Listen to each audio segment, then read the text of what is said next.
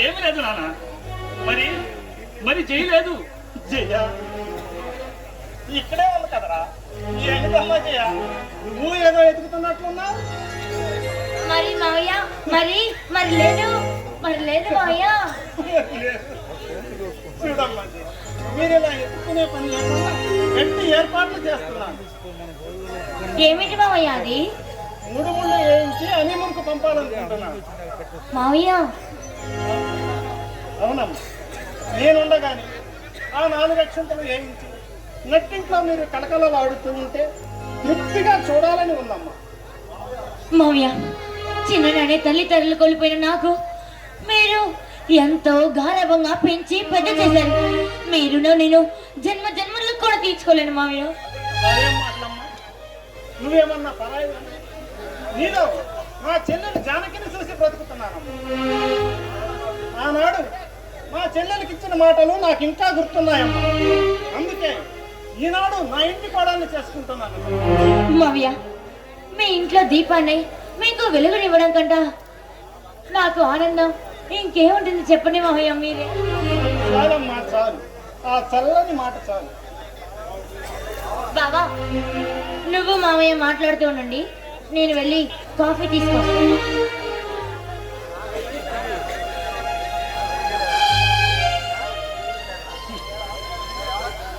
ఏరా, నిన్నంతా ఇంటికే రాలేదట? ఊరి కాపలాకెళ్ళారు. తెలిసిందిరా. తెలిసే అడుగుతున్నారన్నమాట. కాదు, బాధపడుతున్నాను. బాబా, ఎందుకు నాన్న? నువ్వు చేస్తున్న ఘనకార్యానికి. నేనేం కాని పని చేయటం లేదే. ఆ బందిపోట్లతో కయ్యానికి దిగటం మంచి పనట్రా. వాళ్లకు దయాదక్షణ్యాలు లేవురా. కసాయి గుండె కన్నా కరుడు కట్టిన వాళ్ళ మనసు త్రాసు పాముని కొట్టి వదిలిస్తే పగబడుతుందిరా. భయపడి వాళ్ళు చేసే దారుణాన్ని చూసి ఊరుకోమంటారా? మీరు నన్ను మరీ పిరికి వాళ్ళు చేస్తున్నారు నాన్న. నీకెలా చెప్పాలో నాకు అర్థం కావటం లేదు.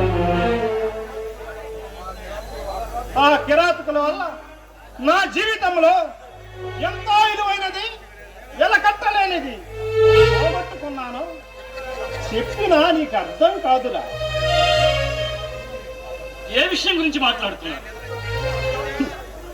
చెబుతాను వినరా. ఇప్పటికీ 15 సంవత్సరాల క్రితం నా కళ్ళ ముందే నా చెల్లెలి జీవితాన్ని నాశనం చేసి వాళ్ళ పచ్చని సంసారంలో నిప్పులు కురిపించి వాళ్ళని శాశ్వతంగా నా నుండి దూరం చేశాడు ఒక దుర్మార్గుడు. ఎవరతను? ఆ మానవకారపు రాక్షసుడి పేరు మహేంద్ర. వాడి దాహం తీరలేదు. రుచి మరిగిన రక్త పిపాసై ఓ ముఠాను కూడగట్టుకుని ఊళ్ళకు ఊళ్ళే కొల్లగొడుతున్నాడు. ఆ మహేంద్రే ఈ బందిపోటు నాయకుడని మీకెలా తెలుసు? నిన్న పని మీద పోలీస్ స్టేషన్కి వెళ్ళారు. అక్కడ వాడి ఫోటో చూసి గుర్తు పెట్టాను.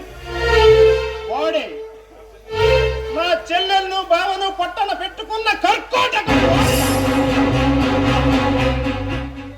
అందుకే వాడి విషపు కూరల్లో తలదొచ్చడం మంచిది కాదని ఇంతగా చెబుతున్నాను రా. నాన్న, నువ్వు గప్పిన నిజాన్ని ఇంతకాలానికైనా చెప్పినందుకు మిమ్మల్ని అభినందిస్తున్నాను. జయ కుటుంబానికి జరిగిన అన్యాయానికి తగిన ప్రతీకారం తీర్చుకుంటాను. ఇప్పటి వరకు ప్రజా కంటకులైన బందిపోట్లను బంధించాలనే ప్రయత్నించాను. ఈ క్షణం నుంచి ఆ రాక్షసులు మహేంద్రులను అంతమొందిస్తానని ప్రమాణం చేస్తున్నాను. వాడి వేడి రక్తధారణతో అత్తయ్య మామయ్యల ఆత్మకు శాంతి చేకూరుస్తాను. మనసు మార్చుకుంటావని చెప్పాను కానీ ఇలా ఆవేశంతో రెచ్చిపోతావనుకోలేదురా. ఇది ఆవేశం కాదు నాన్న, పగ, ప్రతీకార జ్వాల. స్టేషన్కు వెళ్ళి ఆ మహేంద్ర హనుమాను ఫోటోను తీసుకుని వాడి స్థావరాన్ని ముట్టడించి ఆ కిరాతకుడి కత్తికో కండగా నరికి నా మాట వినరా. ఆ విశ్వవలయంలో అడుగు పెట్టకు. ముళ్ళకంచెను ముద్దు పెట్టుకోవాలని ప్రయత్నించరా. తెలుగు రక్తం నాలో పొంగి ప్రవహిస్తుంది. తెలుగు వీరులు ఆరంభ సూర్యులు కాదు, అంతం చేసే వరకు నిద్రపోరని, అంతిమ విజయాన్ని సరి చూడక మారని. బాబు, నన్ను ఆపకండి నాన్న. నా పగను సరిహద్దుకోలేవండి బాబు.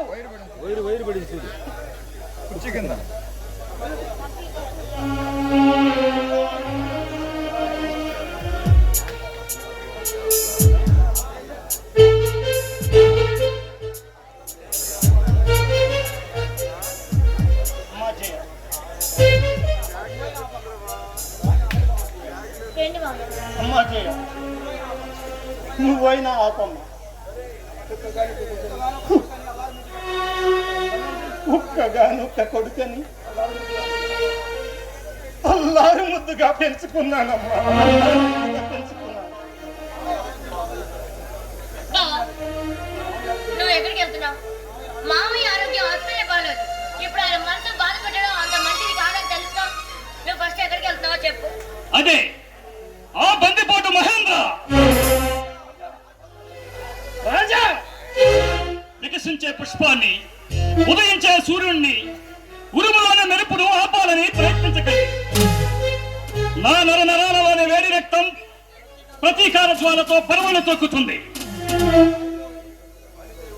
కాలికే ఉక్కు కరుగుతుంది, కానీ కసితో నా గుండె రగులుతుంది. నా జాతికి జరుగుతున్న అన్యాయాన్ని, అగాత్యాన్ని పోరాడి ప్రాణాలొడ్డి పోరాడతాను.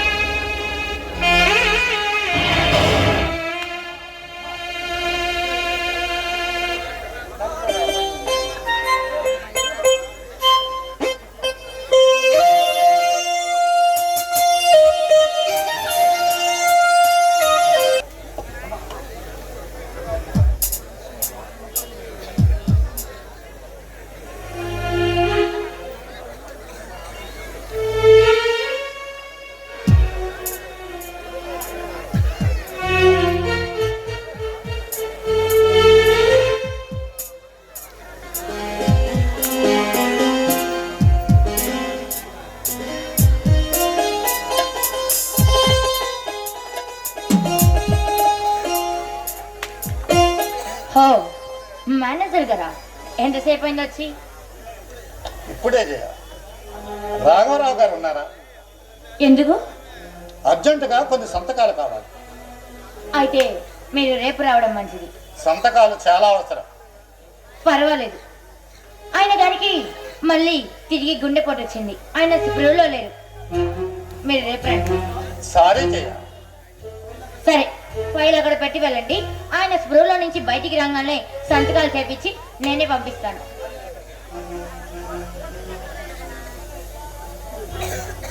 రాజా ఎక్కడికి వెళ్ళాడు?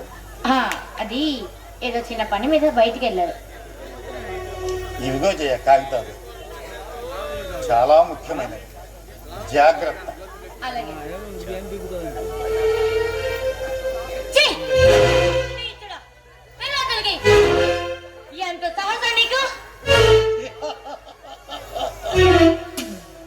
సాహసాలు చేస్తేనే కదా సహవాసం గట్టిపడుతుంది. మాటలు మర్యాదగా మాట్లాడు. ఎవరూ లేని ఏకాంత సమయం ఇది. పరవశించి పరవళ్ళు తొక్కే వయసు పొంగుతో నన్ను ఆకర్షించావు. మగవాడిని మత్తెక్కించే గిలిగింతల కౌగిలింతలతో నన్ను దరిచేర్చుకో. ఛీ! మనోహర్, నువ్వు ఎవరితో మాట్లాడుతున్నావు? తెలిసే మాట్లాడుతున్నావా?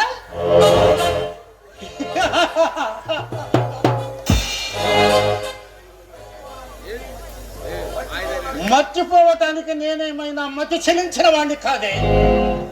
మదన తాపంతో విరహ వేదనతో నీ పొందు కోసం ఎదురు చూస్తున్న మగాన్ని.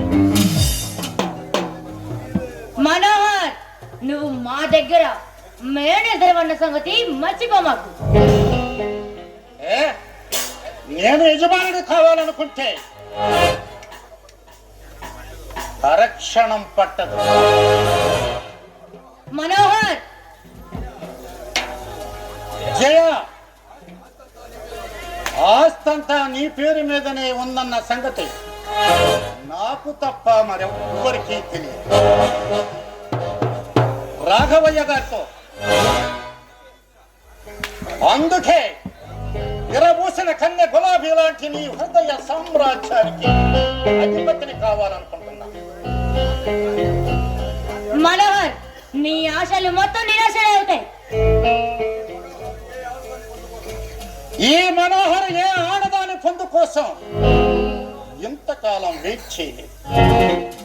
కోరి వచ్చిన అవకాశాన్ని, ఆనందాన్ని కాలదన్నుకోవటం మూర్ఖుల లక్షణం.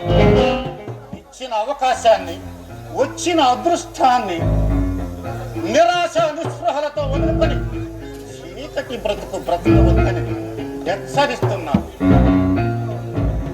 ఏంటి? నీ బెదిరింపులకి బెదిరిపోయే లేడీ పిల్లని కాదు నేను. కోరి నిప్పులు ఎవరిని తాకాలని చూస్తే అది నీ మూర్ఖత్వమే అవుతుంది. జయ,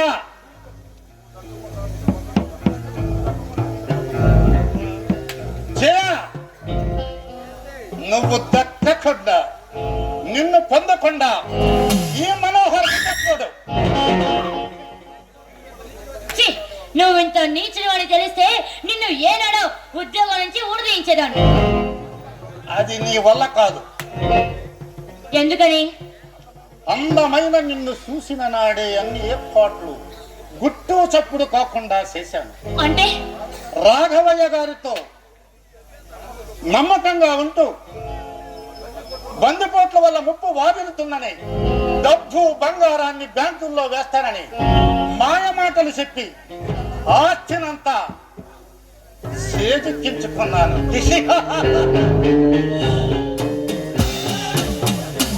ఎంత మోసం, ఎంత మోసం! ఇందులో మోసమేముంది?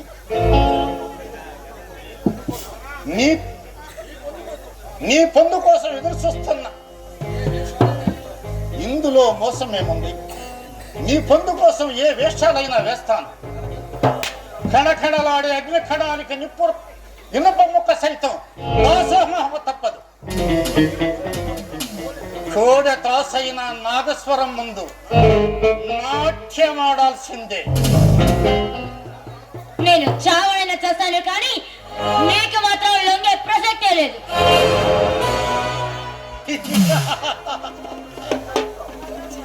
సచ్చి ఏమి సాధిస్తా? బంగారం లాంటి బ్రతుకును మల్లె పువ్వు కన్నా సుందర సుకుమార శరీరాన్ని ఎందుకు రక్కసి పాదాల పాలు చేసుకుంటావు?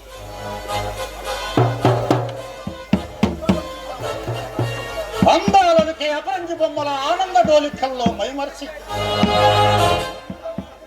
జీవితాన్ని స్వర్గం చేసి. మనోహర్, నువ్వు ఎన్ని ఆశలు రేకెత్తించినా భావకు అంకితమైన నా మనసు మారదు. బావ, నే తలుసుకుంటే అరక్షణంలో నీ భావన మఠమాయొచ్చే. చేయగలను. నా దగ్గర బోకులు లాంటి వేడి మనుషులు ఉన్నారు. ఈ బంగారు బావ శరీరాన్ని తూట్లుగా పొడిచి శవాన్ని మరో కంటికి కనిపించకుండా కృష్ణా నదిలో కలిపేస్తాం. జాగ్రత్త. అది నీ ప్రేమ మాత్రమే.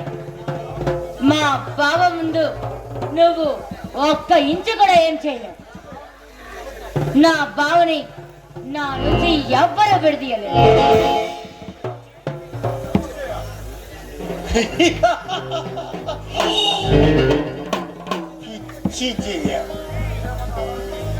మీరేమైనా అనార్కలి సలీముల, లైలా మజ్నూల, పార్వతీ దేవదాసుల అంతటి అమర ప్రేమికులకే తప్పలేదే ఎడబాటు.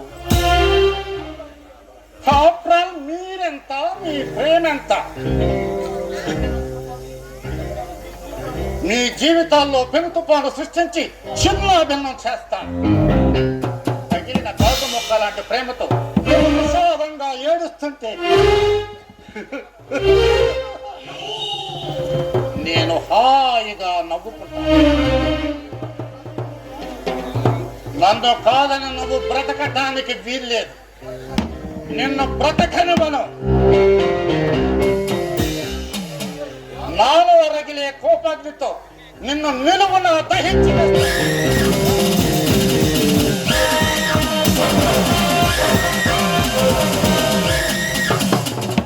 మనోహర్, నా జీవితాన్ని నాశనం చేయొద్దు. నా నిండు ప్రాణాన్ని తీయద్దు. నేను కాలు పట్టుకుంటాను. నన్ను కాదని నువ్వు ఎక్కడికి వెళ్ళలేవు. నా నుండి నిన్ను ఎవ్వరూ కాపాడలేరు. రాలే.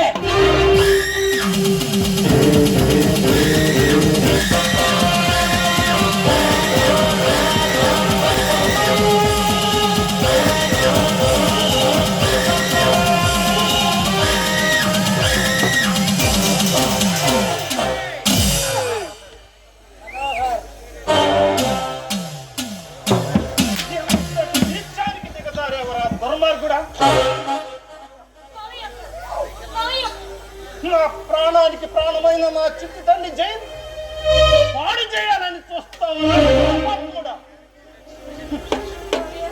అతిగతి లేని నిన్ను మంచివాడివని నమ్మి పనిస్తే పగబడతావరా పాపి. పాముకి పాలు పోస్తే విషంగెక్కినట్టు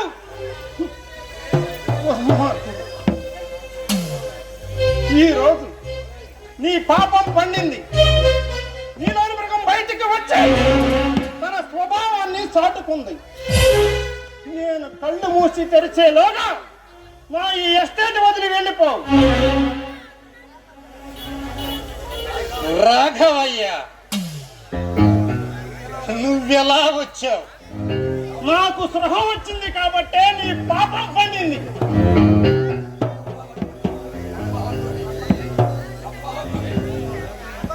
నమ్మకద్రోహి, మర్యాదగా వెళ్ళిపో.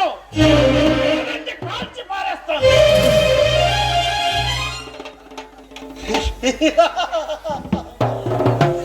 ముందుంది ముసళ్ళ పండగ. నా కంట పడకు.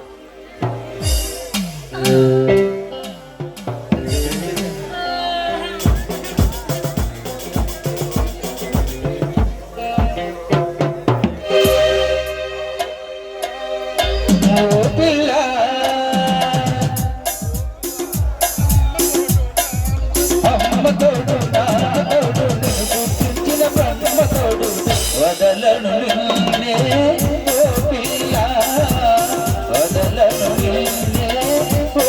ఆడ చెప్పింది అదే అంటే సాకి అనొద్దనా?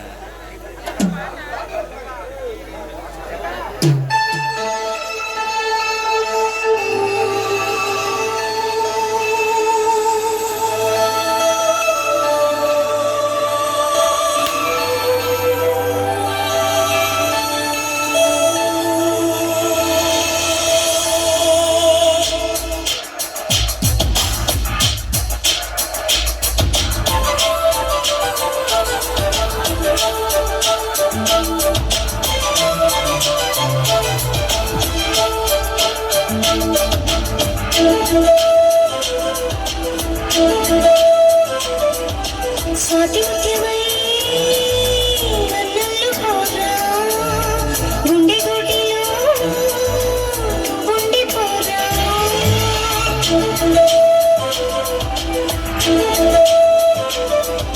స్వాతి ముత్యమై నన్నల్లు పోరా గుండె గుడిలో ఉండిపోరా ఇంగిలో నీహమై సోదవో నీలకి వానరాగమై చేరవో బాలగోపిక నేనోపలేనిక వదిలేసి నన్నెలా నువ్వెళ్ళిపోకలా కలా కలా కలలా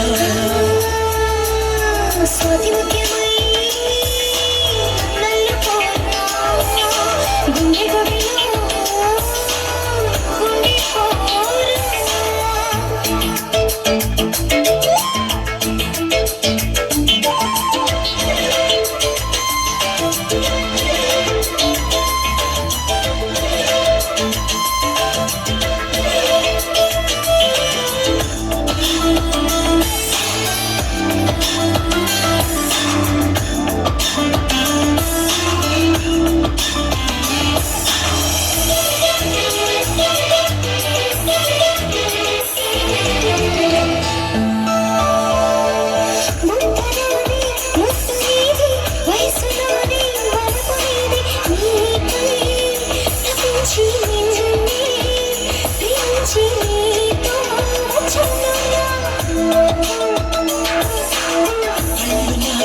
చూపు నీది గుండె నాది శ్వాస నీది అయినా అయ్యారి నాకి మయూరి పదవే సరాసరి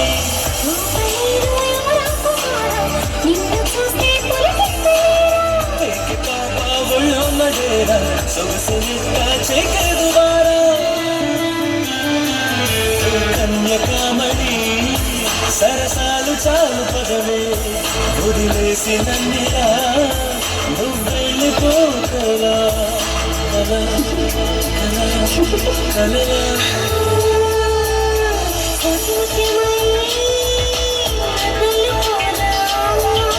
గుండె గుడిలో ఉండిపోరా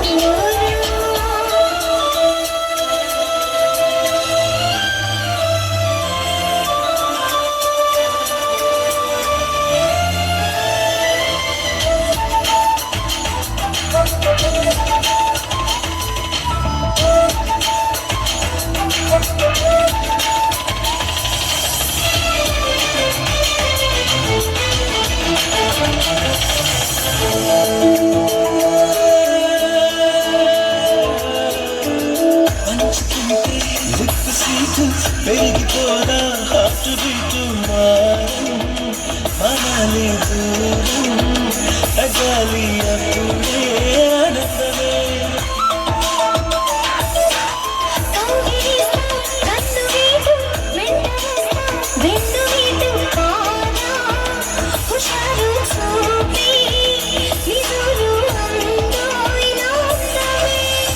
పడితేనే రెచ్చిపోతా రెచ్చిపోతే ఆ చిచ్చి కొడతా